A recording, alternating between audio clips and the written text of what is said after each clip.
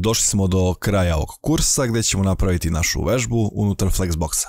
Pa hajmo unutar našeg bodija da napravimo jedan kontejner. I unutar tog kontejnera napravit ćemo neku sekciju. I unutar te sekcije može neki naslov gdje ćemo napisati Flex 4.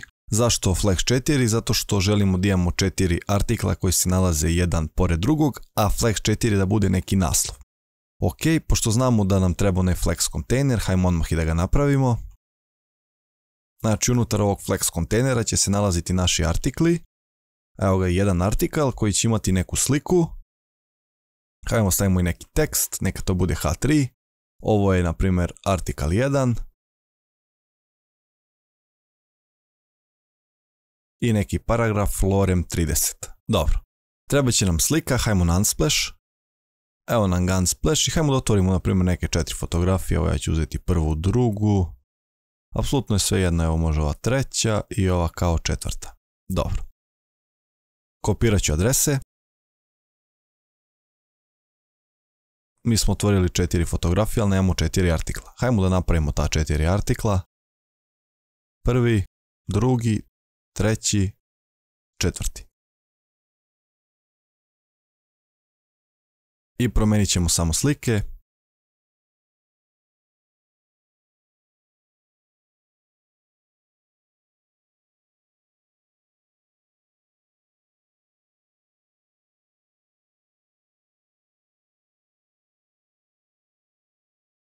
Idemo sad kod nas na sajt. I evo je prva, druga, treća, četvrta slika i 4 artikla. Dobro. Zadatak za nas da se nalaze ovako jedan pored drugog. Hajmo u main CSS. I unutar main CSS-a treba će znači onaj kontejner. Tom kontejneru ćemo staviti max width od 1200 piksela. Zadat ćemo u marginu 50 piksela auto. Da bi ga centrirali, stavit ćemo neki border, neka to bude 2 piksela dotted crne boje. Evo ga naš kontejner, vidimo da nam slike prave problem. Hajmo odmah to da rešimo. Znači slikama zadajemo max width 100%. Evo je, tu je slika unutar kontejnera, nigde ne štrči što je bitno. Smanjit ćemo malo ovaj naš kod editor. Da bismo povećali ovaj browser. Odlično, da ovako vidimo naš kontejner. Hajmo sada da stavimo ovaj naslov da bude na sredini i da ima neki veći font size. On se nalazi unutar sekcije, ima ovaj znači section H2 i unutar njega pišemo text align center. Na sredini je i daćemo mu neki font size 45 piksela. Flex 4, sjajno. Dolazimo do najbitnijeg dela, a to je ovaj naš artikal. Šta ćemo sa njim i kako da namestimo da se nalazi jedan pored drugog?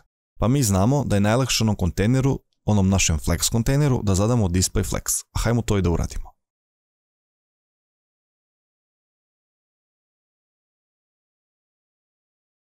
Sačuvamo i evo ih. Vidimo da se nalaze jedan pored drugog. Odlično. Ono što bih ja voleo jeste da ima neki razmak između, tako da ćemo odmah ispod Flex kontejnera napisati artikel i zadat ćemo mu neku širinu. Kakvu širinu? Pa najbolje preko Flexa. Najbolje je da Flex Grow bude 0, Flex Shrink 0 i Flex Basis 250 piksela. Sačuvamo i evo je ta širina. Ok. Sada bi bilo lepo da kreće prvi znači od leve ivice, četvrti da ide od desne ivice, a ova dva da se nalaze između. To svojstvo jeste Justify Content. Ono se dodaje na roditelja, tačnije na Flex kontejner. Pa hajmo ispod display Flexa da stavimo Justify Content da bude Space Between. Sačuvamo i evo ga. Vidimo kako smo dobili naša 4 artikla. Ovo je zaista sjajno. Ono što ću ja uraditi jeste da ću mi neki padding. Znači artiklima možemo zadati padding na primjer 10 piksela. Ok, i možemo i staviti neki background da to bude E8, neka svetlo siva boja. Dosta je lepše kad vidimo s ovim backgroundom da bi vidjeli taj padding. Evo ih naša 4 artikla. Hajmo sada da malo smanjimo ovaj browser, da imamo šta će se desiti.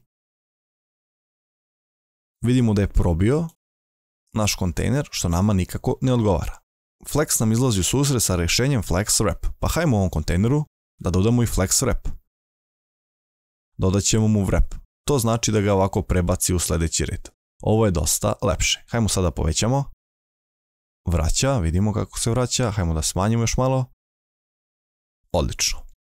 Ono što bih ja još ovdje zadao, tačnije šta bih još dodao ovdje, margin bottom, vidite da su spojeni, znači to se zadaje artiklu, neka bude nekih 20 piksela i sada smo ih odvojili, sjajno.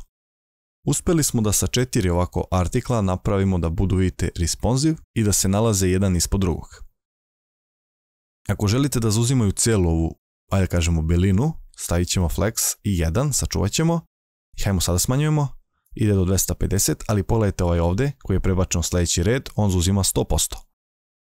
Hajmo dalje, 2, 3, dobro, ja imam možda malo bolje rješenje od ovoga, vratit ću na 0 i namestit ću ispod media, znači za max width 600 piksela, ti kaži kontejneru, znači prvo moramo kontejner glavni da namestimo, da njegova širina bude, znači maksimalna širina kao što je gore, 570 piksela i dodaj mu padding 0,15 piksela. A ovim artiklima njima kaži flex, samo flex, da to bude 0,0, neka bude ovdje 48%. Sačuvat ćemo, hajmo da smanjimo. I evo, vidimo da se nalaze jedan pored drugog. Ako želimo da budu, na primjer, 100%, hajmo stavimo 100%, da budu, znači ovako cijeli da se vide, što je meni dosta lepše, ostavit ćemo 100%. Povećamo, evo ih 2, još povećamo ih 3, možda bi mogli da namestimo da se na ovoj ovdje veličini, znači to je max width, ajde da stavimo 800 piksela, nalaze do 100%. Ovako da to bude. Ovako je dosta lepše. I kad povećamo da stoji 3 ovako odmah u redu. Ok, to je na vama kako želite da radite sa ovim responsivom i sa ovim flexom. Hajmo da probamo sada sa 3 artikla. Odlazimo u indeks, povećat ćemo kod, da je naša sekcija, kopiramo znači cijelu sekciju. Unutar glavnog kontejnera se dalje nalazim, znači sve ovo unutar jednog kontejnera, samo 2 sekcije imam. Hajmo u ovoj sekciji da zadamo klasu, na primjer down, bit će nam lakše da je razlikujemo. Sačuvamo i obrisat ćemo joj 4. artikl. Sačuvat ćemo i vraćamo su main CSS. Smanjit ćemo ovaj naš kod. I ono što nam je bitno jeste da ispod ovog ovdje artikla stilizujemo ova 3 artikla. Nije ovdje flex 4, moramo to da prepravimo. Već je flex 3. Hajmo ispod ovog artikla. Znači imamo ovaj down, klasu koja se nalazi unutar sekcije, imamo artikl. I hajmo ovom artiklu namestimo drugačiji malo flex. Njemu možemo stavimo 0,0.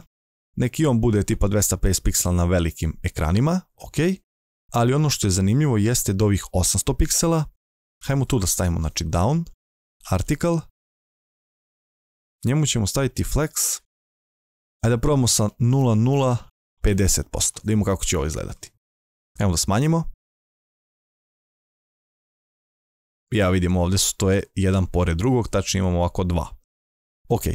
Ovim artiklima ne možemo doći i reći ovako ovdje, na primjer, margin 0,5 piksela, zato što će odmah preći u sljedeći red, to znamo. Hajmo da obrišemo u marginu, nam je potrebno, možemo staviti na primjer 48% ako želimo ovako da ih razdvojimo. Evo ga, to je jedino rješenje i najbolje rješenje, ne stavljamo margine, već smanjujemo ovaj ovdje flex basis. Evo vidimo rješenje, imamo po 2, gore imamo po 1. Na ovaj način funkcioniše Flexbox sa ovim našim media queryjem, tačnije sa responsive dizajnom.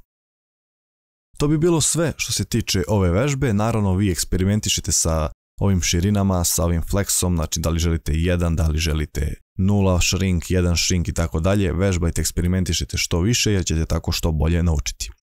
To bi bilo sve što se tiče ove vežbe i ovog kursa, mi se vidimo u sljedećoj lekciji gdje ćemo odjaviti ovaj kurs. Pozdrav!